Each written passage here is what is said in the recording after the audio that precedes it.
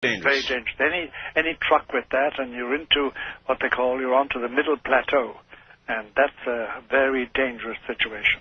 Doctor, 3 days of darkness? Yes, there's no doubt about it. There are going to be 3 days when there's a great darkness over our earth, and during which it will be dangerous to be abroad, to be outside your home, and even in your home it may be dangerous. 3 days without sun? 3 days without the natural light we're used to, yes. Without that. But it's like everything else, when it takes place, they will endeavor to give it an astronomical and a geophysical explanation. You know, so much of what you're saying this morning, my audience knows. You might not, because you're in Manhattan, where I presume that you've not been able to hear me. Yes, I've heard everything you said tonight. Well, tonight, yes. But, Doctor, in just the past week, I don't know why, I asked the audience, yes, if one day you arose and the sun did not come up, what would you conclude? I just asked them that general question, and... what was the answer?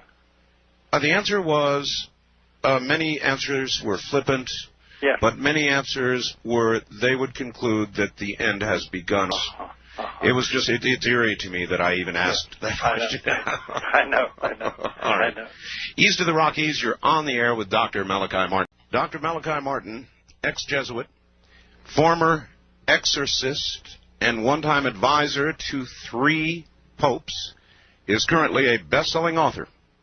As a premier investigator of clandestine politics and unlikely alliances of popes and cardinals, his novels offer rare insights into the men who guide nearly 1 billion people in faith and broker the destinies of countries and continents. As a member of the Vatican Intelligence Network, I didn't know they had one, under Pope John the 23rd, Martin helped extend the church into Iron Curtain countries in 1964 after 25 years as a Jesuit. He left Rome for New York, where he did odd jobs until a Guggenheim Fellowship enabled him to write his first bestseller, Hostage to the Devil. Must first of all satisfy yourself that there's nothing physical, no physical basis. Then 1 or 2 expert psychiatrists, usually people who don't believe in God, by the way, because they're skeptical, must tackle you and find out, are you just plain loony, or is there something they don't understand? And sure, they come back with a report saying, well, the pattern is normal, we can't explain it. Then the church authorities generally say, okay, let's try exorcism. And in the first 20 minutes, basis, then 1 or 2 that look very like possession, but are not. So you must first of all satisfy yourself that there's nothing physical, no physical basis. Then 1 or 2 expert psychiatrists, Korea, or a simple tumor on the brain, which produces phenomena, produces events in a person's life that look very like possession, but are not. So you must first of all satisfy yourself that there's nothing physical, no physical basis. Then 1 or 2 expert psychiatrists, usually people who don't believe in God, by the way, because they're skeptical, must tackle you and find out, are you just plain loony, or is there something they don't understand? And sure, they come back with a report saying, well, the pattern is normal, we can't explain it. Then the church authorities generally say, okay, let's try exorcism. Father Gabriel Amorth 4 जून की रात को आपने एक लड़की को भूत मुक्त किया था। वो किसी आत्मा के वश में नहीं थी, बल्कि दिमागी तौर से बीमार थी। आखिर बात क्या है? हमें आपसे और सवाल पूछने हैं फादर एमॉर्थ। आपको मुझसे कोई प्रॉब्लम है तो मेरे बॉस से बात कीजिए, पोप से। ये कहानी वेटिकन फाइल्स की डरावनी सच्ची घटनाओं पर आधारित है। एक केस आया है जो तुम्हें सुलझाना है। प्रीस्ट को यहाँ बुलाओ। लड़के को कभी कोई गहरा सदमा पहुंचा है? उसने अपने पिता को मरते हुए देखा था। मैं मदद करने आया हूं जूलिया।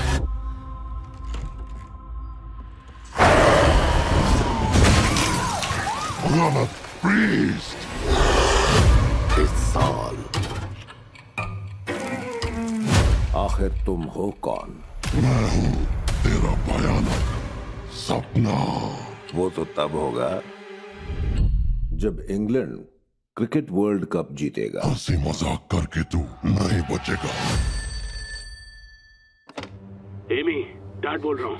डैडी, तुम सब मरोगे। इस पर वेटिकन की मोहर है। चर्च इस शैतान से पहले भी टकरा चुका है और वेटिकन ने उस मामले को दबा दिया। तुझे बहकाया गया और तू जाल में फंस गया। Academy award winner Russell Crowe, तुम जो भी करते हो सिर्फ ईश्वर की मर्जी होने पर ही करते हो।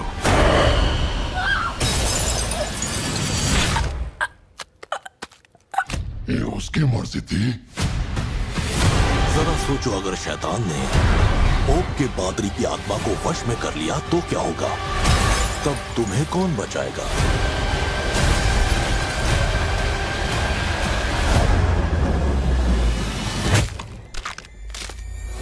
मेरी आस्था को किसी सहारे की जरूरत नहीं। द पोप्स एक्सॉर्सिस्ट चलता रही है नजदीकी सिनेमा घरों में।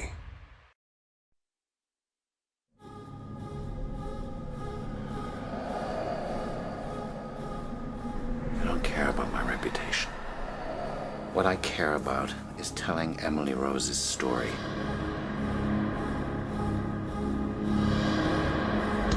Holy Church venerates thee as her guardian and protector. To thee, the Lord has entrusted the souls of the redeemed to be led into heaven. Pray therefore the God of peace to crush Satan beneath our feet, that we no longer return men's captivity. Do you understand how long they can put you away for this? I want people to hear what only I can tell. And what is that? What really happened to Emily and why.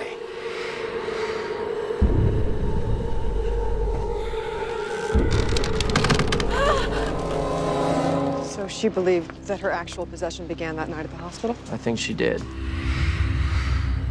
Emily had epilepsy.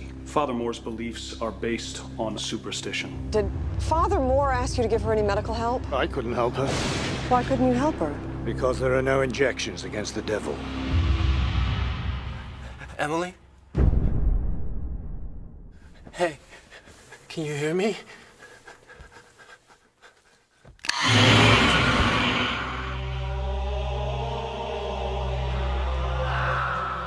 Demons exist, whether you believe in them or not. Just be careful, Aaron. There are forces surrounding this trial. Emily, can you hear me?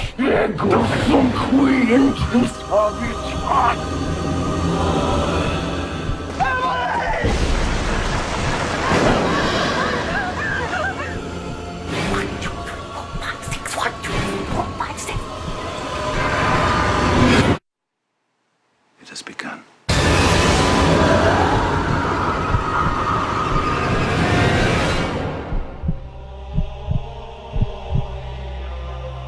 for the glory of God.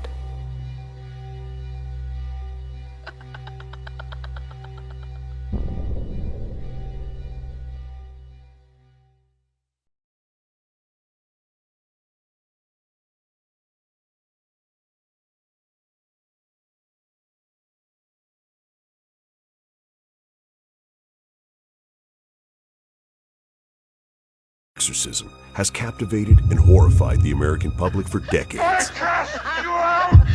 We grapple with our primal fear of dark forces from the great beyond through books, movies, and television programs. But sometimes the real-life events that have inspired these horror stories are far more terrifying than anything humans could conceive. Today on Scream to Screen, we'll uncover the violent truth about the death of Annalise Michel and the 67 exorcisms she endured, which inspired the exorcism of Emily Rose. But before we get started, now's a great time to subscribe to Graveyard Shift. Leave a comment if you're brave enough, and let us know what strange phenomenon or person you'd like us to cover next. And with that, let's dive in. Anneliese Michel was born on September 21, 1952, to a fairly normal Bavarian family in West Germany. The Michels were devoutly Catholic, but that wasn't all that surprising considering 70% of the almost 11 million residents were Catholic at the time. Anneliese's family was religious, yes, but they were more than that. They were true believers, living by a strict religious code. Anneliese and her 3 sisters were forced to go to Catholic Mass twice a week. Her mother, in particular, pushed the girls to pray and devote as much time as possible to religious devotion. In many ways, Anneliese's childhood was taken from her. Because of her devout Catholic upbringing, she was denied so many of the experiences normal kids have. According to the doctors Anneliese met with later, she developed neuroses related to religious iconography as a result of punishments that were inflicted upon her as a young girl. Remember this diagnosis because it will come into play later. As religiously oppressive as the Michel house was, Anneliese's friends said she was a great student, showed strength in language study, and was publicly happy and playful. In her private life, though, Anneliese carried a darkness inside her, a festering wound poisoned by the religious torment she was suffering. The emotional ramifications of the Michel family dynamic would come back to haunt them all for years.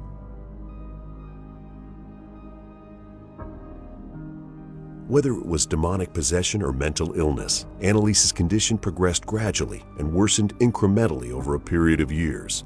While at school one day in 1968, a then 16-year-old Anneliese unexpectedly blacked out for a few minutes. During this first documented blackout, her classmates said she fell into a trance-like state.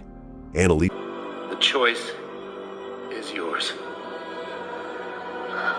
Anneliese said she didn't remember the event and claimed she was fine after the episode. But that same night, she woke up suddenly, feeling a presence pressing heavily down on her body, and then wet her bed. Fearing there might be something seriously wrong with their daughter, Anneliese's parents kept her home the following day, but there were no further incidents. It seemed like it was a one-off occurrence. Anneliese said she felt fine, and she was, until August 1968, when Anneliese experienced a similar episode and was taken to a local hospital for examination and observation. Her primary care physician, Dr. Vogt, referred her to a neurologist, Dr. Siegfried Lüthi. After an examination and a series of tests, Dr. Lüthi found nothing wrong with her brain function. Physically, Anneliese seemed completely healthy. But in February of 1970, Anneliese experienced a third event. After catching tuberculosis and spending months in a hospital, Anneliese suffered yet another blackout and another bedwetting episode. She became the laughingstock of the hospital ward she was staying in. The other patients mocked her for wetting the bed and blacking out. No one wanted to have anything to do with her. But that wasn't the worst of it. This third blackout was different from the others. After coming to, Anneliese reported seeing colors, hearing sounds, and feeling euphoric while praying with her rosary beads. She underwent more tests with a second neurologist, a Dr. von Haller, who diagnosed her with epilepsy and prescribed her medication. And that's when things went from bad to worse. Anneliese eventually returned to school later in 1970, but now she was a completely different person. Her friends said she was depressed and withdrawn and seemed to have a darkness about her. People started to talk about her behind her back. What caused this change in personality? Was it the shame of repeated blackouts and bedwetting episodes? Was it being ostracized and ridiculed while staying at the hospital? No, it was her seizures, which began occurring with increasing frequency. Her doctors were unable to offer any insight into the root cause of her seizures, which only compounded her family's frustration with the situation. Anneliese pressed on, though. She turned to religion as a coping mechanism. She threw herself into researching Catholicism while finishing up high school, and in 1973, she enrolled at the University of Würzburg to become a teacher. She continued to take her medication during this time, but her condition steadily declined. By mid-1973, Anneliese experienced hallucinations while praying and believed she was damned. She became obsessed with the idea that the devil was inside of her. She prayed and prayed and prayed. She would cry herself to sleep at night, clutching her rosary beads. In an effort to rid herself of what she perceived as a demon, Anneliese would add regular visits to a priest along with her standard doctor visits. By late 1973, Annalise's strange behavior became completely unpredictable. She was evidently being driven crazy by whatever darkness had taken hold of her. To make things even worse, her erratic and unpredictable symptoms kicked into overdrive. Finally, her parents had to confront her. They informed her that they had no other choice but to pull her out of college. From that point on, she was confined to her bedroom under literal house arrest. It was during this time she started taking Tegretol, an anti-seizure drug and mood stabilizer. Also during this period, Annalise reported hearing a strange knocking in her bedroom. Her sisters confirmed that they heard the knocking as well. She also claimed to hear a voice that would regularly damn her to hell. Despite dutifully taking her daily cocktail of neuroleptic medications, Annalise's symptoms worsened in a terrifying and unexplainable way. She started growling like an animal. She saw demons. She exhibited Hulk-like strength. During one episode, Annalise began throwing her sister around the house like a rag doll. At one point, after arguing with her parents, she urinated on the floor, then got down on all fours and lapped it up like a dog. She would regularly chew coal, rip her clothes off, and eat insects she found around the house. She was angry, irrational, and almost completely unreachable by her family members. To make things even more frightening, religious objects like crucifixes and holy water drove her mad. Her mother recalled an incident where she caught Annalise staring at a framed portrait of the Virgin Mary and that her daughter's eyeballs were 100% jet black. The Michel family began to realize they might be seeing the symptoms of what the Catholic Church might consider a demonic possession. Annalise's family eventually asked several local priests for an exorcism, but the men declined and encouraged the Michels to continue with the traditional medical treatment she was already receiving. Despite what you see in the movies, it isn't that easy to get an exorcism. A Catholic exorcism requires the permission of a bishop, which the Michel family could not seem to arrange. Sometime in 1973, the Michels met Father Ernst Alt, a local priest, who upon meeting Annalise almost immediately said she didn't look like an epileptic and claimed she wasn't suffering from seizures. Father Alt was convinced Annalise was possessed by demons and was able to get the attention of the local bishop about what was happening to Annalise and her family. Archbishop Joseph Strongel eventually granted Father Arnold Rentz permission to exorcise Annalise in compliance with the Rituale Romanum of 1614, but with a very important caveat. The exorcism was to be performed in complete secrecy. Father Rentz performed Annalise's first exorcism with Father Alt assisting on September 24, 1975.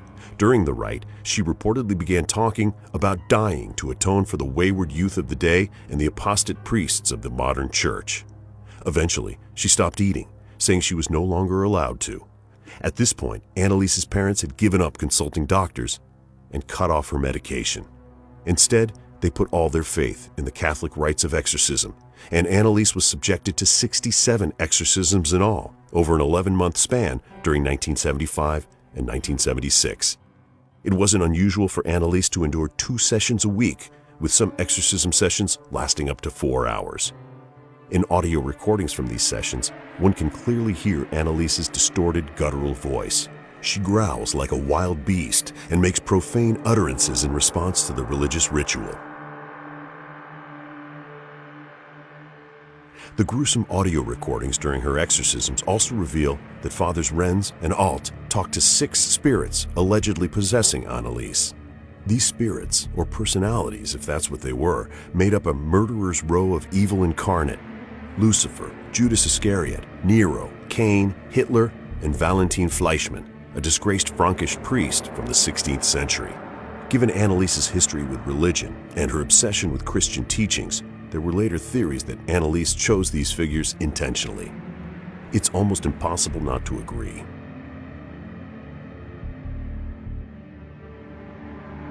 Despite being not much more than skin and bones, Annalise had to be physically restrained and held down while her exorcisms took place. This abuse, along with a lack of medical treatment and food or water, took a toll on her body. Annalise Michel died at her home on July 1, 1976. Her death certificate stated that Annalise ultimately died of malnutrition and dehydration. Her autopsy, however, revealed broken teeth, blackened eyes, and bruises on her hands, arms, and wrists. She also had broken knees and numerous other wounds on her body. Fathers Alt and Rentz, as well as Annalise's parents, were put on trial for negligent homicide in 1978. During the trial, the priests boldly maintained the exorcisms were successful and had liberated Annalise from the demons possessing her. Father Alt even insisted that some of the wounds documented by Annalise's autopsy were the stigmata, corresponding to the divine wounds suffered by Jesus Christ as a result of his crucifixion. The evidence apparently didn't line up, and the story of Annalise's alleged demonic possession wasn't enough to sway the German court's 3-judge panel. All of the defendants in the case were found guilty, but their sentences varied. Fathers Alt and Rentz were charged with manslaughter and given 6 months in prison with suspended sentences. Annalise's parents received no punishment at all, as the German legal system deemed that they'd experienced enough suffering. In 2005, a loose film adaptation of this story was produced titled The Exorcism of Emily Rose. The film follows an agnostic lawyer who's tasked with defending a parish priest who's accused of negligent homicide due to an exorcism he carried out. The screenplay for the film was written by Scott Derrickson. Derrickson views himself as a believer. The film is loosely based on the life of Annalise Michel. It takes vast creative license with the story. Around the same time, Hans Christian Schid also produced a German adaptation of the story titled Requiem. The German film is a bit more faithful to the real-life events, but it too takes quite a bit of creative license. Requiem tells the story of Michaela, a woman who is struggling to lead a normal life. She's trapped in a limbo which, depending on the viewer's perspective, could be a demonic possession or a form of mental illness. Both versions of these stories hold certain similarities with Annalise's trials and tribulations, but they also each diverge greatly. Ultimately, the story of Annalise Michel is a horrifyingly simple tale. Was she suffering from epilepsy or another undiagnosed physical or psychological condition? Or was Annalise Michel, in fact, possessed by 6 demons? In the end, we'll never truly have the answers. All we can say for sure is that Annalise endured a horrible tragedy, and the pain and trauma that she and her family endured was very real and has never quite faded away. All you hear is how to build the flesh. It's a feel-good message. That's what you hear out there. It's all about feel good, do good, all that. Make money, all the rest of it. And I'm sorry to say that prosperity has gone a little crazy. Ask me, sir, are you ready to make it public? Choice is yours. Well, not totally. Because I don't want to hurt my friends whom I love. I'm done with it. Did you hear me? I think that hurts the gospel.